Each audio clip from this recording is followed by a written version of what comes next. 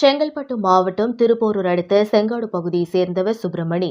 இவர் ஸ்ரீபெரும்புதூர் அடுத்த ஒரகடம் அருகே வடக்குப்பட்டு பகுதியில் புதிதாக கட்டப்பட்டு வரும் தனியார் நிறுவனத்தில் மேற்பார்வையாளராக வேலை செய்து வருகிறார். இந்த நிலையில் இவர் கடந்த 17ஆம் தேதி ஒரகடம் போலீசில் புகார் ஒன்று அளித்தார்.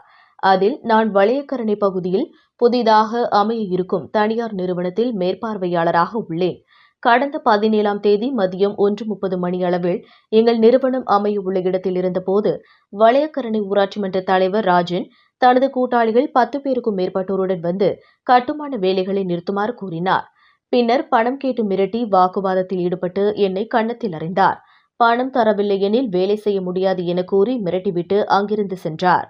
எனவே எங்கள் நிறுவனத்தில் அத்துமீறி நுழைந்து தன்னை தாக்கிய வளையக்கரணை ஊராட்சி மன்ற தலைவர் ராஜன் மீது உரிய நடவடிக்கை எடுக்க வேண்டுமென புகாரில் தெரிவித்திருந்தார். இதனையடுத்து புகாரின்படி ஒரகடம் போலீசார் வளையக்கரணை திமுக ஊராட்சி மன்ற தலைவர் ராஜனை கைது செய்து சிறையில் அடைத்தனர்.